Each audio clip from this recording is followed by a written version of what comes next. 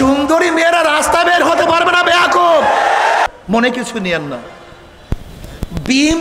বিএনপির মধ্যে এই পর্যন্ত যেই পরিমাণে খুন হয়েছে, আওয়ামী লীগের আমলে এতগুলি প্রকাশ্য খুন হয়েছে কিনা আমি জানি না। তার মানিটা কি?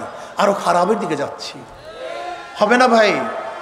আপনি লিখে রাখতে পারেন, আল্লাহ না করুক যদি আজকে যারা চাঁদাবাজি করতেছে, দখলদারি করতেছে, জুলুম অত্যাচার করতেছে, ধর্ষণ করতেছে, যদি এরা ক্ষমতা আসে, আস্তে কয় বাড়বে না কমবে?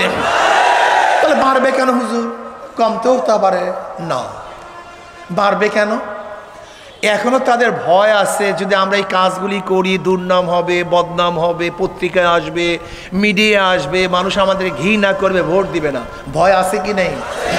এই জন্য দেখবেন নেতারা বারবার বলে খবরদার একটু অপেক্ষা করো, খবরদার একটু অপেক্ষা করো, চুপে চাপে চাঁদাবাজি করো, প্রকাশ্যে করিও না, একটু অপেক্ষা করে। বলে কি বলে না? শুধু ভয়। কি বলে? এই কয়টা দিন একটু পাও ধরো, ঠ্যাং ধরো, এই কয়টা দিন একটু পাও ধরো, ঠ্যাং ধরো।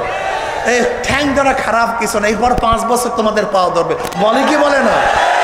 তার মানিটা কি? তার মানি তাদের মধ্যে ভয় আছে, খারাপ অন্যায় কাজ করলে ক্ষমতায় মানুষ নাও নিতে, যদি ক্ষমতায় যায় ঘুমাতে পারবেন না, ঘরে ব্যবসা করতে পারবেন না, সুন্দরী মেয়েরা রাস্তা বের হতে পারবে না বেয়াকুব। সচেতন হন জনগণ, সচেতন হন, সচেতন হন। আর কত?